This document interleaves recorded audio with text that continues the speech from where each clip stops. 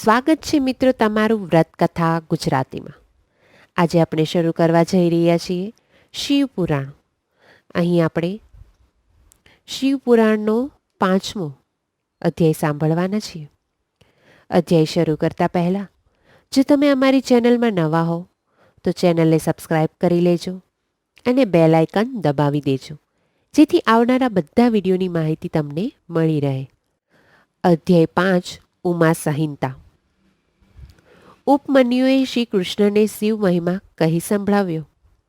ઋષિમુનિઓએ સૂતજીને પૂછ્યું, હે સૂતજી, આપ હવે શિવ પાર્વતીજીની ગુપ્ત ચરિત્ર લીલાઓ કેવી કરી અને એ ગુપ્ત ચરિત્ર લીલા સંભળાવીને અમોને તીવ્ર લાલસા છે, એટલા માટે આપ કૃપા કરીને અમોને સંભળાવો. સૂતજીએ બ્રાહ્મણોના પ્રશ્નથી અતિ પ્રસન્ન થયા અને કહેવા લાગ્યા, હે મુનિઓ, શિવ પાર્વતીનું ચરિત્ર એક સમયે શ્રી કૃષ્ણ ભગવાનને ઉપમન્યુએ કહી સંભળાવ્યું હતું. એ જ ચરિત્ર હું તમને સંભળાવું છું. તમે મનમાં શિવજી પ્રત્યે ભક્તિભાવ રાખી સાંભળો. ભગવાન શ્રી કૃષ્ણ શિવજીને પ્રસન્ન કરવા માટે કૈલાસ પર્વત ઉપર ગયા. ત્યાં એમને મહર્ષિ ઉપમન્યુને પણ તપ કરતા જોયા. આથી ભગવાન શ્રી કૃષ્ણએ ઉપમન્યુને તપ કરતા જોયા એટલે શ્રી કૃષ્ણએ ઉપમન્યુને પ્રાર્થના કરી કે હે ઋષિ, આપ મને શિવ ચરિત્ર સંભળાવો. એટલે ઉપમન્યુ કહેવા લાગ્યા, હે શ્રી કૃષ્ણ, મેં શિવજી સ્વરૂપ દર્શન કર્યું છે, તેમજ વિષ્ણુ આદિ દેવોના દર્શન કર્યા છે. શિવજીના દિવ્ય રચનાના મેં જ્યારે દર્શન કર્યા ત્યાર પછી મેં એમનું પૂજન અર્ચન કર્યું. એટલે મારા ઉપર પ્રસન્ન થઈ શિવજીએ વરદાન માંગવા કહ્યું. ત્યારે મેં માંગ્યું, હે પ્રભો, મને ત્રણેય ફળનું જ્ઞાન થાવ તથા હર હંમેશને માટે તમારી ભક્તિમાં મારું મન પ્રવૃત્ત રહે. મારા સમગ્ર પરિવારને કાયમ અન્ન પાણી મળતું રહે. અને ભગવાન શિવે મને વરદાન આપતા તથાસ્તુ કહ્યું. હવે હું તમને પૂર્વ થઈ ગયેલા શિવ ભક્તોનું વર્ણન કહી સંભળાવું છું, તે સાંભળો.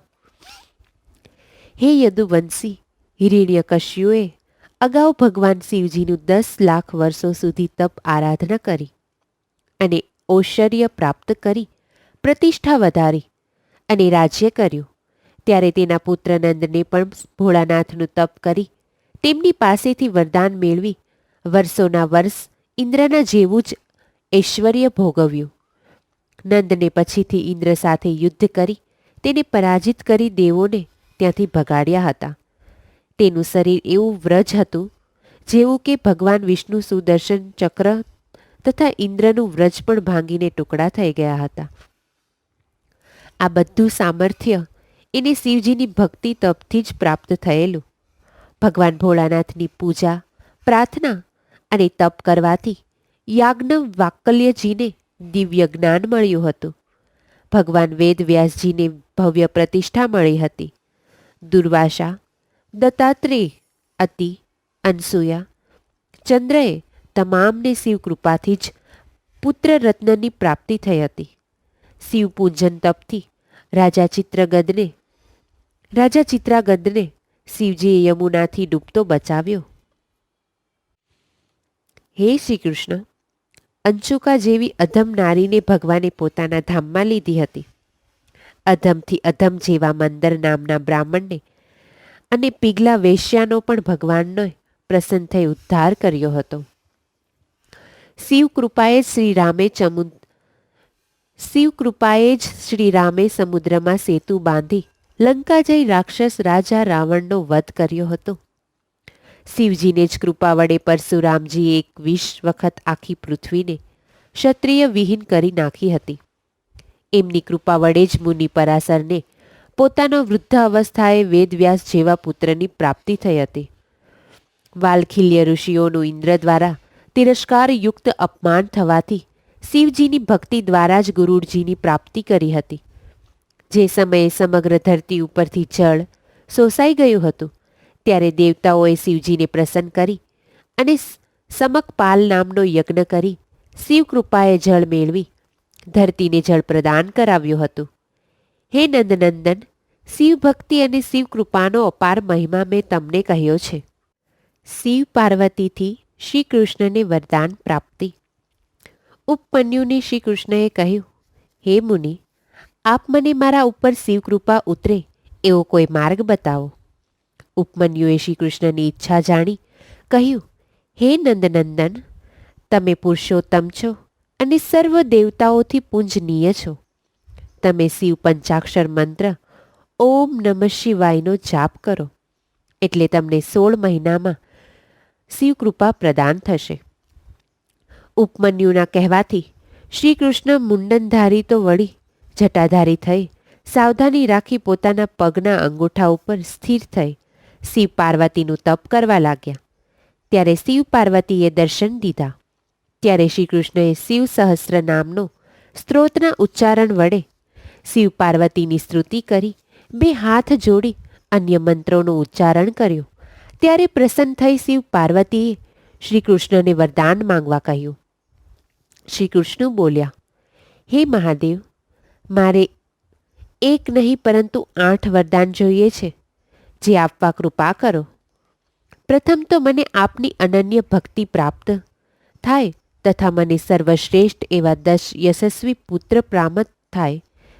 તણે લોકમાં મારો યશ થાય તેમજ દૈત્યો સામેના યુદ્ધમાં હું તેઓને સર્વનાશ કરું એવું બળ આપો. તમારા સર્વ ભક્ત ઋષિમુનિઓમાં હું પ્રિય થાવ તથા ક્યાંય કોઈ મારું અપમાન ના કરે. હે ભગવાન, મને આવા 8 વરદાન કરો. હે ભગવાન, મને આવા 8 વરદાન પ્રદાન કરો. શિવજીએ તથાસ્તુ કહી ઉપરાંત કહેવા લાગ્યા, હે કૃષ્ણ, તમે અત્યારે અવતારી પુરુષ થયા છો, માટે અતિ બળવાન એવા આદિત્ય તમારા પુત્ર રૂપે મનુષ્ય અવતાર લઈ આવશે અને તે સમયે તેનું નામ સાંબ એવું પડશે. અને પાર્વતીજીએ પણ શ્રી કૃષ્ણને ઈચ્છિત વરદાન આપી કૃતાર્થ કર્યા. ત્યાર પછી શ્રી કૃષ્ણ પાછા ઉપમન્યુ પાસે આવ્યા અને સર્વ હકીકત જણાવી. ત્યારે મુનિ ઉપમન્યુએ શિવ યશની કથા સંભળાવી શ્રી કૃષ્ણને કૃતાર્થે કહ્યા. મનુષ્યથી થતા પાપો અને નરક પ્રાપ્તિ. સૂતજી કહેવા લાગ્યા, હે મુનિવરો, જે પાપી જીવ નરકનો અધિકાર થાય છે તેવા પાપો અને જીવોનો પરિચય તમને સંભળાવું. તે સાંભળો.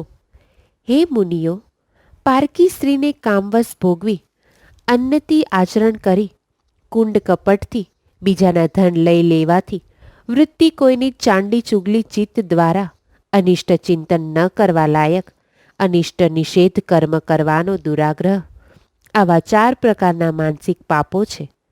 અસત્ય અને અસંગત વાત, જેનું મોં માથું હોય નહીં તેવી, કટુ વચન, આ 4 વાચિક પાપો કર્મો છે.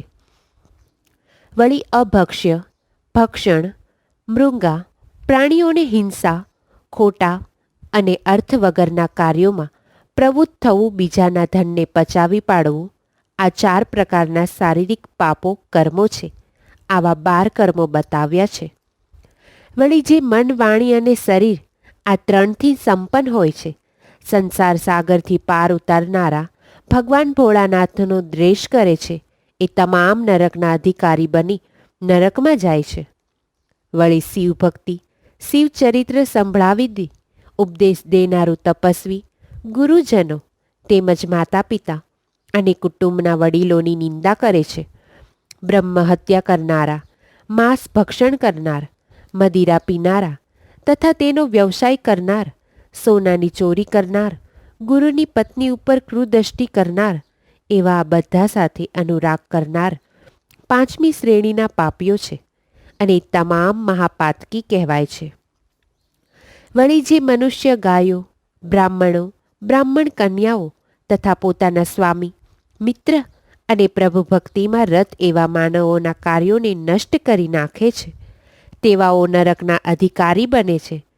જે પામાત્મા બળદોના અંડકોષને ચૂંદવી નાખે છે તથા ગાયોને હળે જોડે છે, કોઈ આશા રાખીને ઘરે આવેલા ભૂખ તરસ અને મહેનત કરી થાકેલા અન્નથી ઈચ્છા રાખનારા અતિથિઓને, અનાથોનો, વૃદ્ધોને, બાળકોને તથા રોગીઓ ઉપર દયાભાવ રાખી કૃપા કરતા નથી તે મૂઢ નરકગામી થાય છે.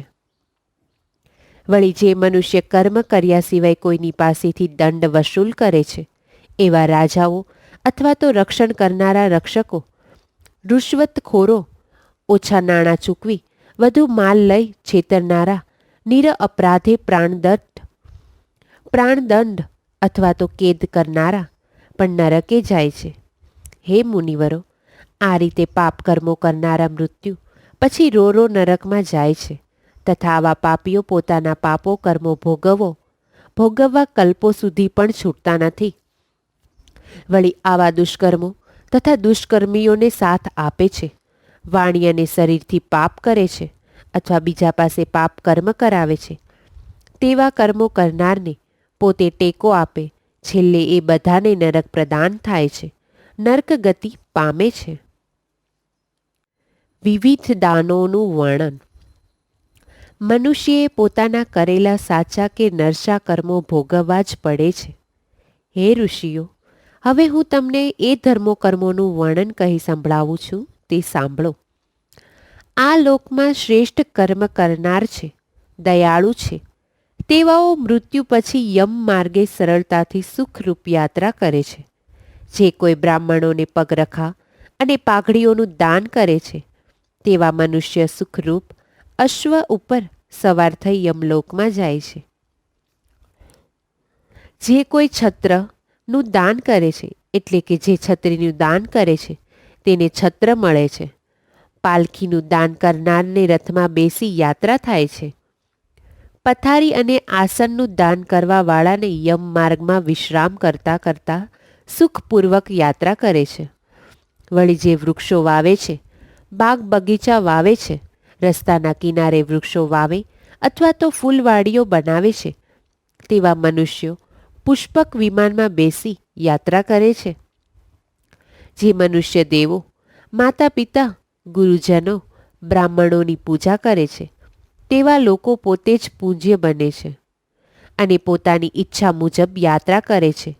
દીપદાન, ગૃહદાન, વાયુદાન, ગોદાન, જળદાન, અન્નદાન તથા પરિશ્રમ કરનારા થાકેલા જનોને માલિશ, ઉબાણ લગાવે છે તેવાઓ મનવાંછિત ફળ પામે છે. વળી તેવાઓને અન્નપાન વિના પ્રયાસે મળે છે અને છેલ્લે અશ્વ ઉપર વિમાનમાં બેસી સુખપૂર્વક યમલોકની યાત્રા કરે છે.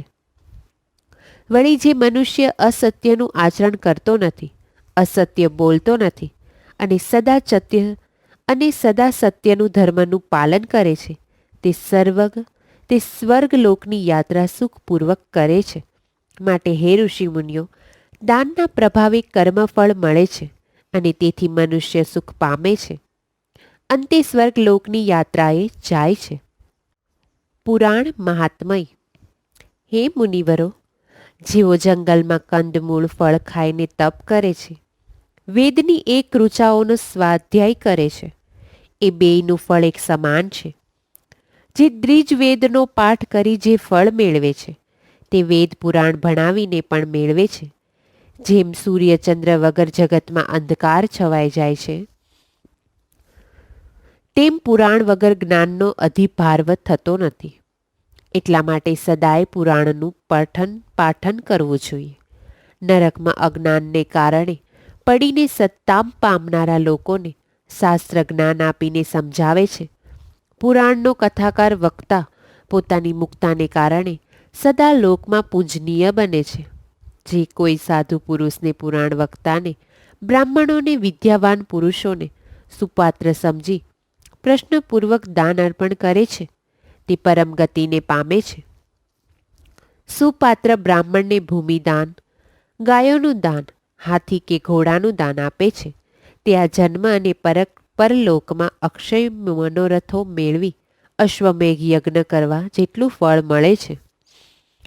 જે માનવો ભગવાન શિવ મહાપુરાણ કથા સાંભળે છે તે કર્મોના વિશાળ વનને સળગાવીને સંસાર સાગરથી તરી જાય છે. માનવ ભગવાન શિવજીની કથા 2 ઘડીક કે 1 ઘડીક અથવા તો એક ક્ષણ માટે પણ શિવકથા શ્રવણ કરે એની ક્યારેય પણ દુર્ગતિ થતી નથી. જેમ યજ્ઞ કરવાથી જે ફળની પ્રાપ્તિ થાય છે એ જ ફળ શિવ મહાપુરાણ કથા શ્રવણ કરવાથી થાય છે. હે મુનિવરો, આ હળાહળ કળિયુગમાં પુરાણોના શ્રવણ સિવાય માનવ માટે બીજો કોઈ શ્રેષ્ઠ ધર્મ જ નથી. વળી શિવ મહાપુરાણ અને શિવામ સકર્તિનો માનવ માટે મોક્ષ અને ધ્યાનરૂપી ફળ દેનારું છે. જે કોઈ તીર્થયાત્રા કરીને ફળ મેળવે છે એ જ ફળ શિવ મહાપુરાણ કે પુરાણોનું શ્રવણ માત્રથી મળે છે. મૃત્યુકાળનું વિવરણ. પાર્વતીજીએ મહાદેવજીને પૂછ્યું, પ્રભુ, કાલચક્રના સંબંધમાં મને એક સંચય રહે છે, તો હવે દેવ મૃત્યુનું લક્ષણ શું છે તેમને જણાવો. શિવજી કહેવા લાગ્યા, હે પ્રિયે, જો શરીર ચારે તરફથી પીળું પડી જાય અને ઉપરથી થોડું લાલ રહે તેવું જણાય ત્યારે એમ જાણવાનું કે એવા મનુષ્યનું મૃત્યુ 6 માસની અંદર થશે. અને જ્યારે આંખો તેમજ જીભનું સ્તંભન થઈ જાય ત્યારે પણ મનુષ્યનું મૃત્યુ 6 માસની અંદર થશે તેમ જાણવું જોઈએ. હે પ્રિય,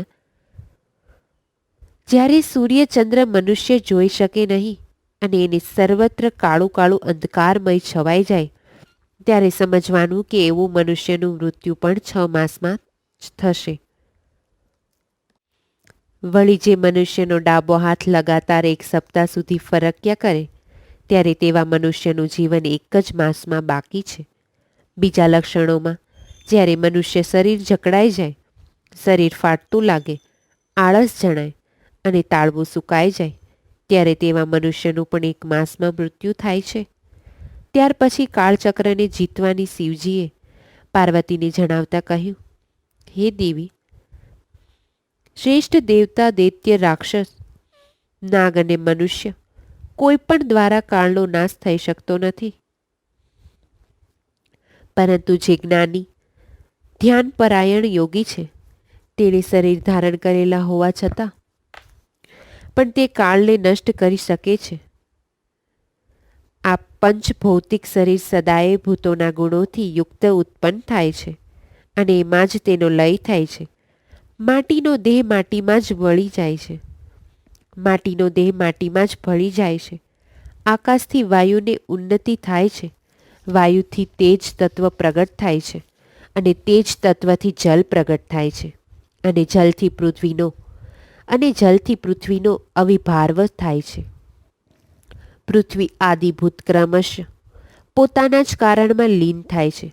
પૃથ્વીના 5, જલના 4, તેજના 3, વાયુના 2 ગુણ છે. પૃથ્વી વગેરેમાં જે ગુણ બતાવ્યા છે એમના નામ આ પ્રમાણે છે: શબ્દ, સ્પર્શ, રૂપ, રસ અને ગંધ. જ્યારે ભૂત પોતાના ગુણોનો ત્યાગ કરી દે છે ત્યારે તે નષ્ટ થઈ જાય છે અને જ્યારે તે ગુણનું ગ્રહણ કરે છે ત્યારે તેનો પ્રાદુર્ભાવ થાય છે. આ કારણે કાળને જીતવાની ઈચ્છાવાળા યોગીઓ માટે જરૂરી છે કે તે પ્રતિદિન પ્રયત્નપૂર્વક પોતાના કાળમાં એના અંશભૂત ગુણોનું ચિંતન કરે છે. યોગવેતા પુરુષ માટે જરૂરી છે કે સુખદ આસન ઉપર બેસીને વિશુદ્ધ શ્વાસને રોકવાનું એને પ્રાણાયામ કહેવાય છે. આ પ્રાણાયામ દ્વારા યોગીઓ યોગ અભ્યાસ કરે છે. રાત્રિના સમયે જ્યારે બધા સૂઈ જાય છે ત્યારે દીપકને હોલવીને અંધકારમાં યોગ ધારણ કરે છે. તર્જની આંગળીથી બંને નાકના છિદ્રો બંધ કરી 2 ઘડી સુધી દબાવી રાખે. એ અવસ્થામાં અગ્નિ પ્રેરિત શબ્દ સંભળાય છે. ત્યાર પછી સંધ્યાકાળે કરેલું ભોજન તુરંત જ પચી જાય છે અને રોગ દોગ નષ્ટ થઈ જાય છે. જે સાધક આ રીતે 2 ઘડી સુધી શબ્દ બ્રહ્માનો સાક્ષાત્કાર કરે છે તે મૃત્યુ તથા કામને જીતીને આ જગતમાં સ્વચ્છંદ વિચરણ કરે છે. આટલું કહી શિવજીએ પાર્વતીને કાલજપનો એક બીજો ઉપાય પણ જણાવ્યો.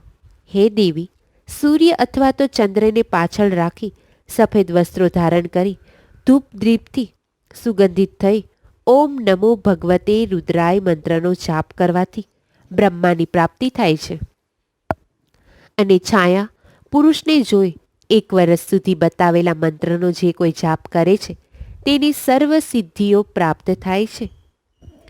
સૃષ્ટિ વિવરણ. સૃષ્ટિ સર્જન કરનાર બ્રહ્માજી પાલન કરનાર વિષ્ણુ તથા શિવજી સહાર કરનાર પરમાત્માએ સૃષ્ટિના સર્જન પહેલાં સર્વપ્રથમ જળને ઉત્પન્ન કર્યું.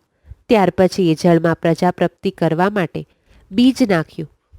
એ જળ નાર કહેવાય છે કારણ કે તે નરના પુત્રો છે. ત્યાર પછી એ જળમાં બ્રહ્માંડ રૂપી ઈંડું અને એના બે ભાગ કરે છે. એક ભાગથી સ્વયં બ્રહ્મા ઉત્પન્ન થયા હતા અને 1 વર્ષ સુધી બ્રહ્માજીએ એમાં નિવાસ કર્યો. આકાશ અને પૃથ્વી એવા બે ભાગ થયા. પછી પ્રભુએ 14 ભુવન બનાવ્યા. ત્યાર પછી જળ ઉપર સ્થિત પૃથ્વી અને આકાશ દશે દિશાઓમાં મન, વાણી, કામ, ક્રોધ, રાત વગેરે બનાવ્યા. ત્યાર પછી મરીચી, અંગીરા વગેરે સપ્ત ઋષિઓ અને પોતાના ક્રોધથી 11 રુદ્રો તથા સનતકુમારોને ઉત્પન્ન કર્યા. આ 7 ઋષિઓની મહાન દિવ્ય અંશો ફેલાયા. ત્યારબાદ બ્રહ્માજીએ શરૂમાં વીજળી, અસની અને રોહિત નામનો મેઘધનુષ, પૂંજન્ય તથા જળને ઉત્પન્ન કર્યા તથા યજ્ઞોની સિદ્ધિ માટે 4 વેદોનું સર્જન કર્યું: ઋગ્વેદ, સામવેદ, અજુર્વેદ તથા અર્થવેદ. આમ બ્રહ્માએ પોતાના મુખથી વેદો તથા છાતીમાંથી પિતૃઓને તથા જંધાથી મનુષ્યો તેમજ નીચેના ભાગથી રાક્ષસો ઉત્પન્ન કર્યા અને બીજા જુદા જુદા અંગોમાંથી નાના મોટા પ્રાણીઓનું સર્જન કર્યું. આમ સૃષ્ટિનું સર્જન કર્યું. તેમ છતાં સૃષ્ટિની વૃદ્ધિ થતી નથી. એટલે બ્રહ્માજીએ પોતાના અંગના એક ભાગેથી પુરુષ ઉત્પન્ન કર્યા અને બીજા ભાગેથી સ્ત્રીનું સર્જન કર્યું અને તે બંનેના મનમાં કામનું નિરૂપણ કર્યું. આ સ્ત્રી એ શતરૂપા અને પુરુષ મનુ કહેવાયા. દક્ષ સૃષ્ટિનું વિવરણ. પ્રજાપતિ બ્રહ્માજીએ પોતાના અંગના 2 ભાગ કરી તેમાંથી એક સ્ત્રી અને એક પુરુષ સર્જન કર્યું અને આ સ્ત્રી પુરુષ મનુ અને શતરૂપા કહેવાયા. આ મનુ અને શતરૂપાને 2 પુત્રો થયા: પ્રિયવ્રત અને ઉત્તાનપાદ. આ ઉત્તાનપાદની પત્ની સુનીતિથી એક પુત્ર પ્રાપ્ત થયો. એનું નામ ધ્રુવ એવું હતું. આ વંશ આગળ વધતા ધ્રુવને પૃષ્ટિ અને ધન્ય નામે 2 પુત્રો થયા. આ બંને પુત્રોમાં પૃષ્ટિની પત્ની સમુતાથી રિપુંજય, વિપ્ર, વૃક્કલ તથા વૃત્તતેન્ય નામના પુત્ર પ્રાપ્ત થયા છે. આગળ રિપુની પત્નીએ ચાક્ષુષ નામના પુત્રને અને ચાક્ષુષ મનુએ પુષ્પકારિણી અને વરુણ નામના પુત્રને જન્મ આપ્યો. આમ પ્રજાવૃત્તિ થવા લાગી. ઘણા સમય પછી દક્ષનો જન્મ થયો. ચંદ્રના વચન પ્રમાણે નવલા સ્ત્રીથી દક્ષ પ્રજાપતિ ઉત્પન્ન થયો. તેણે બ્રહ્માની સૃષ્ટિમાં વધારો કર્યો અને આમ દરેક ક્લબમાં બ્રહ્માનો એક દિવસ પૂરો થતાં પ્રલય થાય છે. ત્યાર પછી પુનઃ સૃષ્ટિનું સર્જન થાય છે. ત્યારે દરેક સૃષ્ટિ ઉત્પન્ન થતાં દક્ષ વગેરે પણ ઉત્પન્ન થાય છે. કેમ કે સૃષ્ટિનું ઉત્પત્તિ અને નાશ કાયમ ચાલતા જ રહે છે. આ ક્રમ છે. દેવ સૃષ્ટિનું વર્ણન. દક્ષ પ્રજાપતિએ 5000 પુત્રો ઉત્પન્ન કર્યા. તેઓને મુનિ નારદે ઉપદેશ આપી તમામ પુત્રોને વનમાં તપ કરવા મોકલી આપ્યા. ત્યારે દુઃખી થઈને દક્ષે પુનઃ બીજા એટલા જ પુત્રો પેદા કર્યા. તે બધા પુત્રો પણ નારદના કહેવાથી વનમાં તપ કરવા ચાલ્યા ગયા. ત્યારે દક્ષ પ્રજાપતિ નારદજી ઉપર ક્રોધે ભરાયો અને શ્રાપ આપી બેઠો કે હે નારદ, તમે 3 લોકમાં ભટક્યા કરો, તમે એક જગ્યાએ સ્થિર નહીં રહી શકો. ત્યાર પછી દક્ષ પત્નીએ 60 કન્યાઓને જન્મ આપ્યો. એમાંની ધર્મને 10 કન્યા, કશ્યપ ઋષિને 13 કન્યા, ચંદ્રને 27 તથા 4 ચરિષ્ટ મિનીને તથા બ્રહ્માપુત્રને 2 કન્યા, અંગીરાને પણ 2 કન્યા તથા કુશ્વને 2 કન્યા આપી તમામ કન્યાનો વિવાહ કરાવી આપ્યો. જ્યારે ધર્મને આપેલી 10 કન્યાઓમાંથી એકે વિશ્વકર્માને જન્મ આપ્યો. ત્યાર પછી કરોડો રુદ્રોની ઉત્પત્તિ થઈ. એમાંના 11 રુદ્રી 3 લોકમાં પરમેશ્વર થયા. મન્વોતરમાં ઇન્દ્રના નામોનું વિવરણ. પ્રથમ મન્વંતરમાં ઇન્દ્રનું નામ યજ્ઞ હતું. બીજા મન્વંતરમાં રોચન નામ હતું. ત્રીજા મન્વંતરમાં સત્યજીત હતું. 14મા મન્વોતરમાં મનુઓના સંતાનોમાં જુદા જુદા ઇન્દ્ર અને દેવ ઋષિઓ થતા આવ્યા છે અને તે સૌ એક સહસ્ત્ર યુગો સૃષ્ટિનું પાલન પોષણ કર્યા પછી બ્રહ્મલોક સિદ્ધાવે છે. ત્યારે બ્રહ્માજી નારાયણ હરિમાં પ્રવેશ કરે છે. જે સમયે સૂર્યના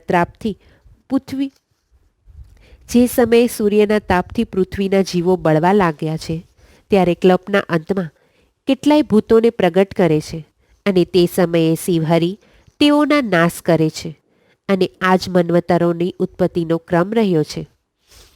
બ્રહ્માની સૃષ્ટિ. બ્રહ્માજીએ જુદા જુદા દેવોના રાજાઓ તરીકે દેવોનો જ અભિષેક કર્મો, જેમ કે જળના રાજા વરુણને નિમ્યા રાજાઓના રાજા તરીકે કુબેરની નિમણૂક કરી, વિષ્ણુના સૂર્યોના રાજા સ્થપાવ્યા, અગ્નિને વશુઓના રાજા બનાવ્યા, દક્ષ પ્રજાપતિને પ્રજાઓના રાજા સ્થાપ્યા એટલે તેઓ પ્રજાપતિ કહેવાયા. ઇન્દ્રને દેવતાઓનો રાજા બનાવી સ્વર્ગના સિંહાસને આરૂઢ કર્મો રાક્ષસોના રાજા પ્રહલાદને બનાવ્યો. પિતૃઓના રાજા યમ થયો અને છેલ્લે માતૃ મંત્ર તથા રાક્ષસો ભૂત પિચાસોના રાજા શિવને બનાવ્યા. પર્વતરાજ હિમાલયને સર્વ પર્વતોના રાજા નિમ્યા તથા નદીઓના રાજા સમુદ્રને બનાવ્યા. વન મૃગોના રાજા તરીકે સિંહને નિમ્યો. વૃષદને બળદોના રાજા બનાવ્યા. તમામ વનસ્પતિઓના રાજા સ્થાપ્યા. પૂર્વ દિશા નાસની વિરાટ નામના પ્રજાપતિના પુત્રને રાજા બનાવ્યો. પશ્ચિમના રાજા તરીકે કેતુમાનને તથા ઉત્તરના રાજા હિરણ્યારોમાને તથા દક્ષિણના દિશાના રાજા તરીકે સુંધવાનો રાજા તરીકે અભિષેક કર્યો. જુદા જુદા મન્વંતરો. ભગવાન સૂર્યનારાયણે કશ્યપ અને અદિતિના પુત્ર હતા.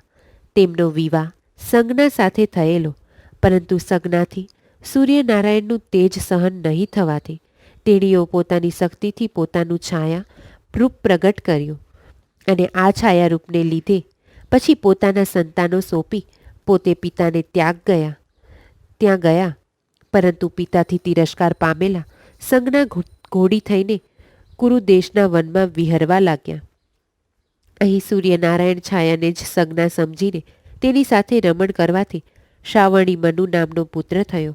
પોતાના પુત્ર ઉપર અધિક પ્રેમ વર્ષાવતી છાયાને સૂર્યપુત્ર યમે લાત મારી ત્યારે યમને છાયાએ શ્રાપ આપ્યો કે તારા બંને પગો નષ્ટ થઈ જાઓ. આ શ્રાપથી ત્રસ્ત થયેલા યમે પોતાના પિતા સૂર્યનારાયણને વાત કરી. ત્યાર પછી છાયા પાસે જઈને સૂર્ય આ શાપને મિથ્યા કરવા પોતે અસમર્થ થઈ છે તેમ યમને કહ્યું અને પછી છાયા પાસે જઈને સૂર્યે છાયાને શ્રાપ આપવાનું કારણ પૂછ્યું. ત્યારે છાયા કહેવા લાગી, હું સંજ્ઞા પોતે નથી, પરંતુ તેમનાથી ઉત્પન્ન થયેલી તેમની છાયા રૂપ છું. સાંભળતા સૂર્યએ પોતાની યોગ શક્તિથી જાણી લીધું કે સંજ્ઞા અત્યારે કુરુ દેશના વનમાં ઘોડી રૂપે વિચરણ કરી રહી છે. એટલે સૂર્યએ ઘોડાનું રૂપ લઈ સંજ્ઞા પાસે મૈથુનની ઈચ્છાથી આવ્યા, પરંતુ સંજ્ઞા આ માટે રાજી થઈ નહીં. ત્યારે સૂર્ય ઘોડા રૂપે પોતાનું વીર્ય સખલત કરી સંજ્ઞાની રૂપે સિક્કા ઉપર નાખ્યું. આથી અશ્વિની કુમાર ઉત્પન્ન થયા.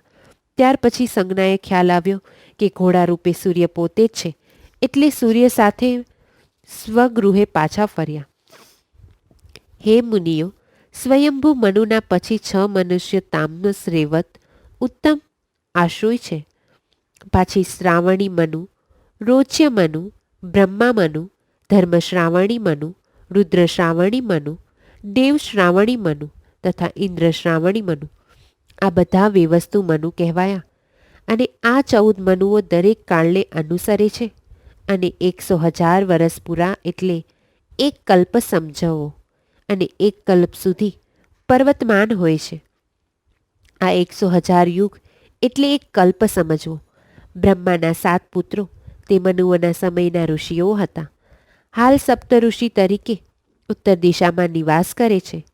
વિશિષ્ટજીના પુત્રો ત્રીજા મન્વંતરમાં તથા ચોથા મન્વંતરમાં, દક્ષ પુત્રો 5મા મન્વંતરમાં દેવપુત્રો, સપ્તઋષિ દેવબાહુ, જયા, મુનિ, વેદશિરા, હિરણ્યારોમા,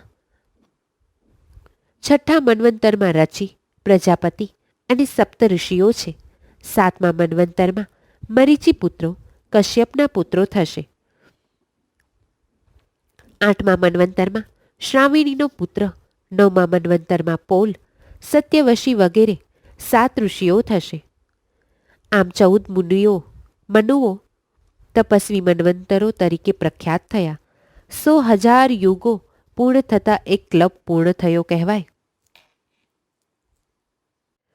વંશ વિવરણ.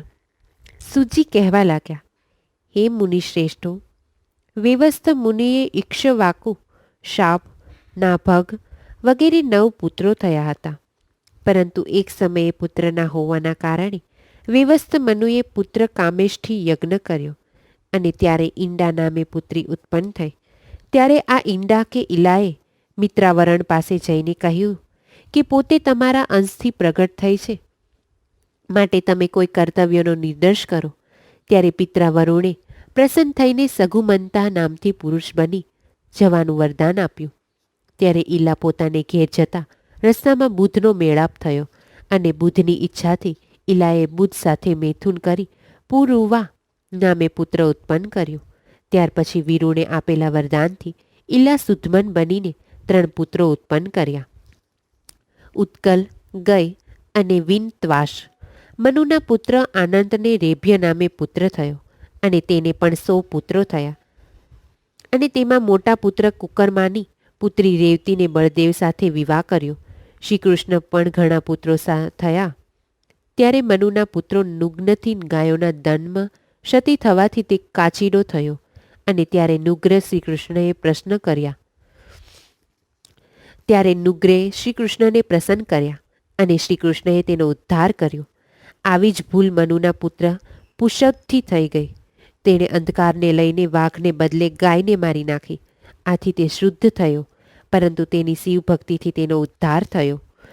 જ્યારે વેવસ્થ મનુના નાકમાંથી ઉત્પન્ન થયેલા વિકુંશી નામનો 100 પુત્રોમાં મોટો અયોધ્યાનો રાજા થયો. તેનાથી પણ એક ક્ષતિ થઈ ગયેલી. તેને સ્વાદ કર્મ કર્યા સિવાય સસલાનું માંસ ખાધું, એટલે તેને સસદપણું મળ્યું. તેથી તેના પિતા ઈક્ષ્વાકુએ તેનો ત્યાગ કર્યો. જ્યારે ઈક્ષ્વાકુએ મૃત્યુ પામ્યો ત્યાર પછી વિશિષ્ટ બાપજીના પ્રતાપે તે રાજા થયો અને પછી તેના શકુની વગેરે 15 પુત્રો થયા.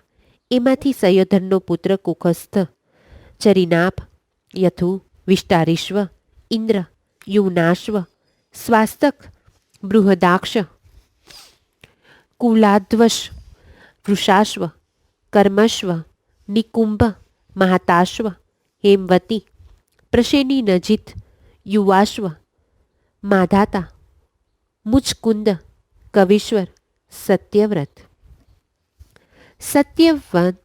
સત્યવ્રત વંશ વિવરણ.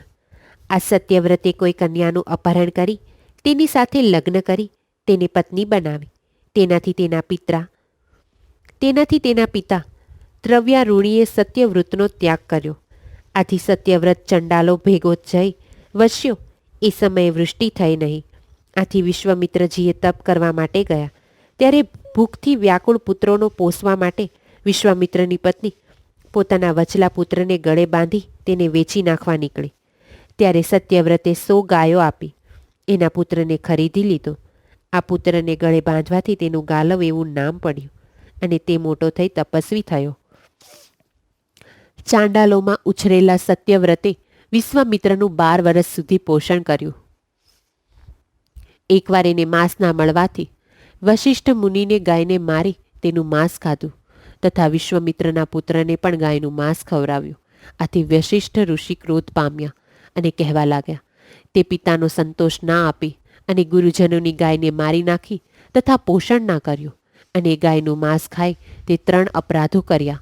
આથી તે ત્રિશુક કહેવાયો. ત્રિશંકુએ વિશ્વામિત્રના કુટુંબનું પોષણ કર્યું હોવાથી વરદાન માંગવા કહ્યું. ત્યારે વિશ્વામિત્રાજીએ તેને સહદેવ સંદેહ સ્વર્ગે મોકલ્યો. આ ત્રિશંકની પત્ની સત્યરથાએ હરિચંદ્ર નામના પુત્રને જન્મ આપ્યો. આ હરિચંદ્રના વંશમાં પછી હરિચંદ્રનો રોહિત વક્ર બાહુ નામે પુત્ર થયો. આ બાહુકને હૈયય નામના રાજાએ યુદ્ધમાં હરાવી તગેડી મૂક્યો. આ બાહુ પોતાની પત્ની સાથે ઓર્વ નામના મુનિને આશ્રમે જઈ વસ્યો. ત્યાં તેને સગર નામનો પુત્રની પ્રાપ્તિ થઈ. આ સગરે ત્યાર પછી ઓર્વ મુનિ પાસેથી અસ્ત્ર શસ્ત્ર મેળવી પહેલા હૈયઈને જીતી લીધો અને તેના ધર્મના અને તેના ધર્મ નાશ કરી મસ્તકનું મુંડન કરાવી શક તથા પાહલવ નેવાઓને મુક્ત કર્યા હતા. ત્યાર પછી પૃથ્વી સમૃદ્ધિ બનવા સગરે અશ્વમેઘ યજ્ઞનો આરંભ કરતા પેલા અશ્વને છૂટ્ટો મૂક્યો. એ સમયે ઇન્દ્રને પોતાનું આસન ડોલતું લાગ્યું. આથી તેણે પેલા અશ્વને ધરતીની અંદર સતાડી દીધો. આથી અશ્વને શોધવા સગરના 60,000 પુત્રો અશ્વ શોધવા નીકળ્યા અને એમને માલુમ પડ્યું કે અશ્વ ધરતીને નીચે છે. ત્યારે તે જગ્યા ખોદવા લાગ્યા. ત્યાં કમિલ મુનિ સમાધિ લગાવીને બેઠેલા જોયા. પોતાની સમાધિ ભંગ થવાથી કપિલ મુનિ ક્રોધિત થયા અને ક્રોધિજ્ઞામાં સગરના પુત્રો બળી મુવા. વ્યાસનું પ્રાગટ્ય.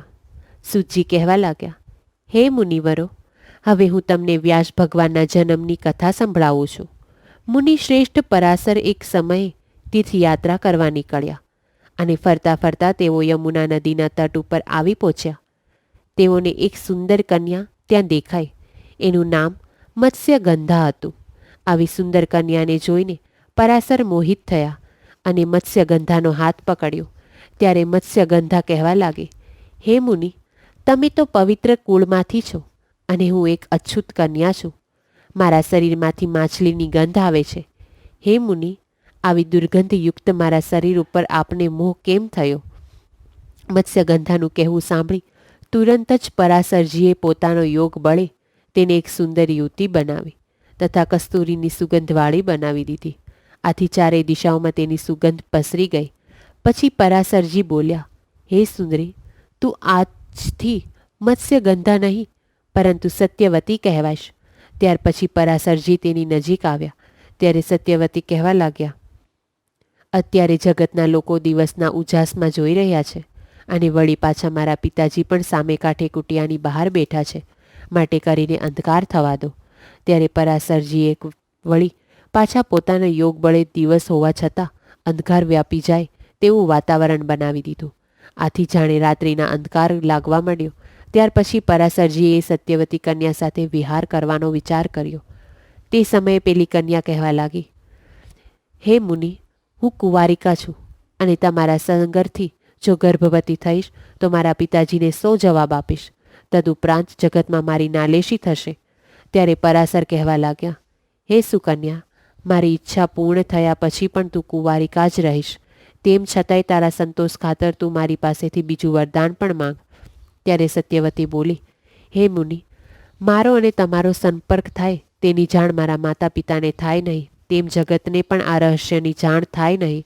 એ મારું કુંવારિકા પણ અખંડ રહે, તેમજ તમારો જેવો વિદ્વાન અને અદ્ભુત શક્તિવાળો પુત્ર મને પ્રાપ્ત થાય તથા આ કસ્તુરીની સુગંધ પણ કાયમ રહે. તદુપરાંત મારું યૌવન અખંડ રહે. પરાશજીએ કહ્યું, હે સત્યવતી, તારો પુત્ર અપાર જ્ઞાની થશે. તેના થકી જ પુરાણોની રચના થશે. વેદોના 4 ભાગ કરી તેના રહસ્યોને સમજીને રચના કરશે અને તેથી ત્રિલોકમાં તેની પ્રશંસા અને પ્રતિષ્ઠા થશે. ત્યાર પછી સત્યવતી અને પરાશજીનું મિલન થયું. ત્યાર પછી પરાશજીએ યમુના સ્નાન કરી ત્યાંથી વિદાય થયા. સત્યવતી પણ પોતાને ઘરે આવી. સમય જતાં સત્યવતીને ગર્ભ રહ્યો અને સમય પૂર્ણ થતાં યમુનાના દ્વીપમાં પુત્રને જન્મ આપ્યો.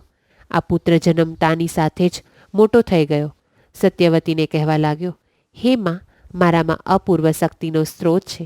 હે માં, તારા ગર્ભમાં રહીને જ મેં તપ કર્યું હતું. એટલે હે માં, તું તારી ઈચ્છા પ્રમાણે જ્યાં પણ તારે જવું હોય ત્યાં જા. હું પણ તપ કરવાને માટે જાઉં છું. હે માતા, તમને જ્યારે પણ મારી યાદ આવે અથવા તો કોઈ કષ્ટ પડે ત્યારે મારું સ્મરણ કરજો.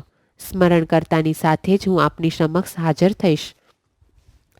આ પ્રમાણે કહીને વ્યાસજી ત્યાંથી વિદાય થઈ ગયા. જ્યારે સત્યવતી પણ પોતાને ઘેર પાછી ફરી. યમના દ્વીપમાં સત્યવતીએ વ્યાસજીનો જન્મ આપ્યો. તેથી વ્યાસજીએ દ્રૈપ્યયન કહેવાયા અને જ્યારે વેદોના વિસ્તાર તેમણે કર્યો ત્યારે તેઓ વેદ વ્યાસથી પ્રખ્યાત થયા. મહાભારત તેમજ પુરાણો સંહિતાઓ એ વ્યાસજીની રચના છે. મા જગદંબાની કથા. સૂતજીના મુખેથી વ્યાસજીને જન્મ અંગેની માહિતી મેળવીને મુનિઓએ કહ્યું, આપે અમને વ્યાસજીના જન્મનો વૃત્તાંત સંભળાવ્યો તથા શિવજીની ભક્તિ સ્તુતિ અને એમનું પૂજન તથા આરાધનાની જાણકારી આપી. હવે અમને આપ માં જગદંબાના ચરિત્રની કથા સંભળાવો. હે ઋષિમુનિઓ, તમે ધન્ય છો, સર્વદા કૃત્ય છો, કારણ કે તમે અંબા ઉપમાના ચરિત્ર કથાને સંભળાવવા ઉત્સુક છો. જે કોઈ આ દેવી ચરિત્રને સાંભળે છે, પૂંજે છે કે વાંચે છે, એમના ચરણ કમળની રજને ઋષિઓ તીર્થ માને છે. હે મુનિશ્રેષ્ઠો, સાંભળો. પુરાણ કાળમાં સુરથે મહર્ષિ મેઘાને આ જ કથા સંભળાવવા માટે પૂછી હતી, અને મેઘાઓએ જ માતાનું ચરિત્ર સંભળાવ્યું હતું. એ જ સમયે હું તમને સંભળાવું છું. પહેલા સ્વરોચિત મન્વંતરમાં વિરથ નામે વિખ્યાત રાજા થયા, અને એમનો પુત્ર સુરથ થયો. અને આ સુરથ રાજાની નગરી કોલાપુરીને 9 રાજાઓએ સાથે મળીને સુરથનું એ નગર અને રાજ્ય ઝૂંટવી લીધું. ત્યારે સુરત પોતાની એક બીજી નગરીમાં જઈને રાજ્ય શાસન ચલાવવા લાગ્યા. ત્યાં પણ 9 રાજાઓએ સુરથને હરાવી ભંગાડ્યા. સુરથના મંત્રીઓ પણ રાજાને દગો કરી એમના શત્રુ બની બેઠા, અને વિરોધીઓની સાથે મળી ધન સંપત્તિ પોતાના હસ્તક કરી લીધી. ત્યારે સુરથ નિરાશ થઈ ગયા અને વનમાં ચાલ્યા ગયા. ત્યાં તેમણે એક દિવ્ય આશ્રમ જોયો. સુરથ આશ્રમે ગયા.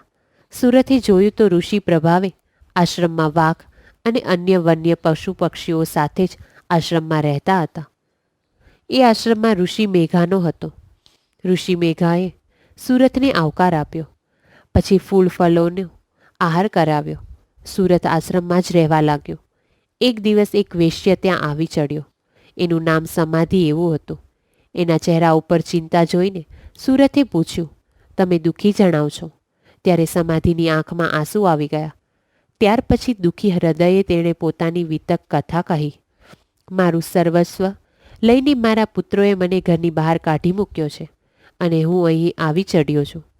હે સત્પુરુષ, તેમ છતાં મારા પુત્રો મને, એમના પત્ની બાળકોના સમાચાર મને મળ્યા નથી. સમાધિની વાત જાણી રાજાને ઘણું આશ્ચર્ય થયું કે પુત્રોએ આ વેશ્યને ઘરમાંથી તગેડી મૂક્યો હોવા છતાં તેમના કુશળ સમાચાર નહીં જાણતા દુઃખી છે. આ વ્યક્તિને પોતાનું પુત્રોથી અપમાન થવા છતાં તેમના તરફ આટલો બધો સ્નેહ ભાવ રાખે છે. સુરત સમાધિને લઈને મેઘા ઋષિએ પાસે આવ્યો અને ઋષિને સમાધિની વાત કહી. ત્યારે મેઘા ઋષિ કહેવા લાગ્યા, મનને મોહ પમાડનારી માયા શક્તિને કારણે જ આવું બને છે. પછી મહામાયાનો પરિચય આપતા કહ્યું કે વિષ્ણુ ભગવાન જ્યારે યોગ નિંદ્રામાં હતા ત્યારે તેમના કાનમાંથી 2 દૈત્યો ઉત્પન્ન થયા અને તુરંત જ બ્રહ્માજીને મારી નાખવા તત્પર થયા. ત્યારે બ્રહ્મા પોતાનું રક્ષણ કરવા બ્રહ્માજી અને ભગવાન વિષ્ણુ મહાદેવીની સ્તુતિ કરવા લાગ્યા. ત્યારે ફાગણ સુદ બારસના સપરમાં દિવસે મહાદેવી કાલિકાના રૂપે પ્રગટ્યા. બ્રહ્માજી અને વિષ્ણુ આ દૈત્યોથી તેમનું રક્ષણ કરો એવી વિનંતી કરી. દેવીએ બંને દૈત્યોનો નાશ કરી નાખવાનું કહ્યું. એ જ સમયે વિષ્ણુ ક્રોધમાં આવી મધુ અને કેરંભ નામના 2 દૈત્યો સાથે યુદ્ધ કર્યું અને બંનેનો નાશ કર્યો. રંભાસુર નામના દૈત્યોના પુત્રએ દેવતાઓને હરાવી પોતે સ્વર્ગમાં રાજ્ય કરવા લાગ્યા.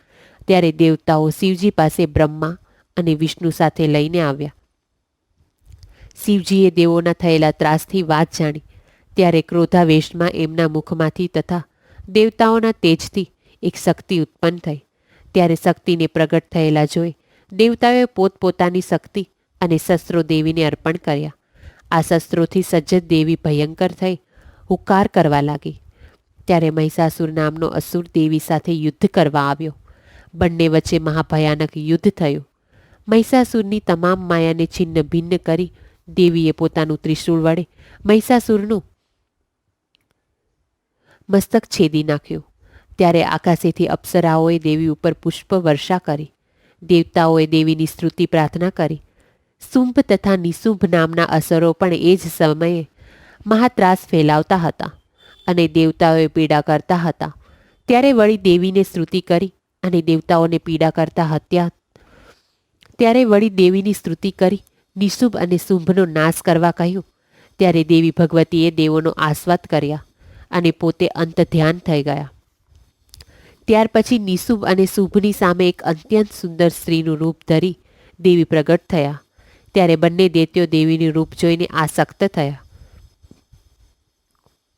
પોતાના એક દૂત સુગ્રીવને દેવી પાસે મોકલાવી કહેવડાવ્યું કે તમે નિશુભ કે અશુભ આ બંનેમાંથી એકની સાથે વિવાહ કરો. ત્યારે સુગ્રીવ નામના દૂત સાથે દેવીએ કહેવડાવ્યું, તમારા બંનેમાંથી જો કોઈ મને યુદ્ધમાં હરાવશે તેની સાથે વિવાહ કરીશ. દૂતે આવીને નિશુભ શુભને દેવીની શરત કહી સંભળાવી. એટલે શુભે ધૂમ્રાક્ષ નામના પોતાના અગ્રીમ યોદ્ધાને બોલાવી સેના લઈ દેવી સામે યુદ્ધ કરવા મોકલ્યા. ધૂમ્રાક્ષ દેવી સામે યુદ્ધ કરવા આવ્યો. એવો જ દેવી એક ભયાનક હુંકાર કર્યો અને પેલા ધૂમાક્ષરને નષ્ટ કરી નાખ્યો. શુભનું જ્યારે ખબર પડી એટલે શુભુ નિશુભ કેટલાય દૈત્યોને ચંડમુંડ વગેરેને યુદ્ધ કરવા મોકલ્યા. પરંતુ દેવી ક્રોધાંગીનમાંથી કોઈ બચી શક્યો નહીં.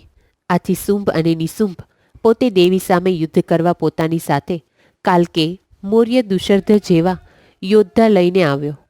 એટલે દેવીએ પોતાના ધનુષ ઉપર બાણ ચડાવી દૈત્યો તરફ ફેંક્યા. આથી સેંકડો દૈત્યોનો નાશ થઈ ગયો. એટલે નિશુંભ પોતે દેવી સાથે યુદ્ધ કરવા આવ્યો. ત્યારે દેવીએ પોતાના બાણોથી નિશુંભનું મસ્તક છેદી નાખ્યું. આથી શુભ ઘણો દુઃખી થઈ ગયો અને ક્રોધ કરી પોતે દેવી સામે યુદ્ધ કરવા આવ્યો. મા જગદંબાએ શુભનું પણ પોતાના શસ્ત્ર વડે મસ્તક છેદી નાખ્યો.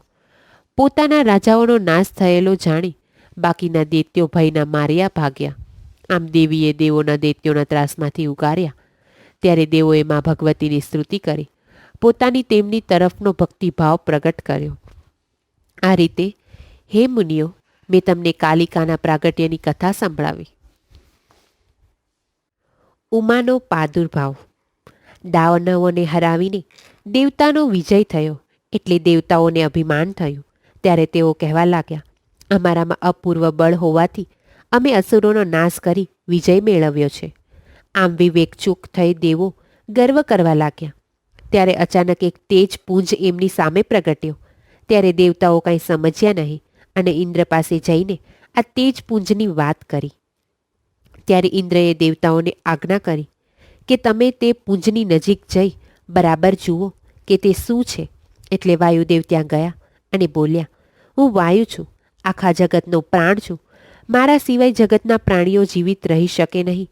આવી ગરવી વાણી વાયુને સાંભળીને દિવ્ય તેજે વાયુની સામે એક તણખલું મૂક્યું અને કહ્યું કે તારામાં આવું બળ હોય તો આ તણખલું ઉડાડીને બતાવ. વાયુએ પોતાની તમામ શક્તિનો પ્રયોગ કર્યો, પરંતુ પેલું તણખલું સહેજ પણ ખસ્યું નહીં. ત્યારે વાયુ સંકોચ પામતો ઇન્દ્ર પાસે જઈ બધી હકીકત કહી. ઇન્દ્રએ ત્યાર પછી દેવને મોકલ્યા, પરંતુ એ દિવ્ય તેજને કોઈ પામી શક્યું નહીં. ઇન્દ્ર પોતે પેલા દિવ્ય તેજ પાસે જઈ પહોંચ્યા ત્યારે એ જ તેજ અદૃશ્ય થઈ ગયું. એટલે ઇન્દ્રને આશ્ચર્ય થયું. કોઈ રસ્તો ના રહેવાથી સૌ દેવતાએ દિવ્ય તેજની સ્તુતિ સત્વન કરવા લાગ્યા. ત્યારે દેવી પ્રગટ થયા અને કહેવા લાગ્યા, હું જ પરમ બ્રહ્મા છું. હું પ્રણવરૂપિણી છું અને મારા થકી જ તમે દૈત્યો સામે વિજયા થયા છો. માટે તમે સૌ અભિમાન છોડો અને મારી પૂજા પ્રાર્થના કરો. દેવીની વાણી સાંભળી દેવતાઓના અભિમાન સૂરે ચૂરા થઈ ગયા અને દેવીની સ્તુતિ કરી ગર્વહીન થઈ ગઈ રહેવા લાગ્યા. દુર્ગા, શતાક્ષી, શાંકભરી અને ભ્રમરીનું પ્રાગટ્ય તથા દુર્ગામાનું સુરનું વધ. સુજી કહે, હે મુનિવરો, અગાઉ મહાબળવાન એવા રુદ્રના પુત્ર દુર્ગમા સુરે દેવો પાસેથી વેદો જૂટવી લીધા. વેદવિહીન થયેલા દેવોને યજ્ઞો અને બીજી ક્રિયાઓમાં વેદ વગર બાધાઓ પડવા લાગી. આ બાજુ દુર્ગામસરે ભયાનક ત્રાસ વર્તવા માંડ્યો. બ્રહ્માણો આચાર વિચારહીન થઈ ગયા. ત્યારે દેવો મહામાયા મહાશક્તિના શરણે ગયા અને પોતાની વિતક કથા કહી સંભળાવી. ત્યારે દેવો આસવત કરી મહાદેવી દુર્ગામાસુર સાથે યુદ્ધ કર્યું અને બંને વચ્ચે મહાઘોર યુદ્ધ થયું. ત્યારે મહાશક્તિએ પોતાના શરીરમાંથી 10 દેવીઓ પ્રગટ કરી. કાળી, તારાભામરી, છિન્નમસ્તા, ભૈરવી, ધ્રુમા, ત્રિપુરા સુંદરી, બગલામુખી, માતંગી, વિદ્યા, ભુવનેશ્વરી. આ બધી દેવીઓને દુર્ગામાસુરને દૈત્ય સૈન્યમાં હાહાકાર બચાવી દીધો અને એક ઘડીમાં દૈત્ય સૈન્યનો નાશ કરી નાખ્યો. દેવીએ દુર્ગામાસુરનો વધ કરી વેદો લઈ દેવતાઓને પરત કર્યા. ત્યારે દેવતાઓ પ્રસન્ન થઈ ગયા અને પૂર્ણ દેવીની સ્તુતિ કરવા લાગ્યા. ત્યારે દેવી બોલ્યા, હે દેવતાઓ, તમારી મુશ્કેલીના સમયે હું અવતારો ધારણ કરી તમારી સહાય કરીશ. ત્યારે દેવીનું અસંખ્ય નેત્રોવાળું રૂપ સભક્ષી નામે પ્રસિદ્ધ થયું તથા કંદમૂળ ફળ વગેરેથી મનુષ્યનું પોષણ કર્યું. આથી શાંકબરી કહેવાયા. ઓમ નમઃ શિવાય. અહીં આપણે શિવપુરાણનો અધ્યાય 5મો પૂર્ણ થાય છે. હવે ફરી મળીશું નેક્સ્ટ વિડીયોમાં આવતા અધ્યાય સાથે. આવી જ વ્રત કે કથા કે ગુજરાતી સાહિત્ય અને વાર્તા સાંભળવા માટે અમારી ચેનલને સબસ્ક્રાઈબ કરશો. મને સાંભળવા માટે ધન્યવાદ. આભાર.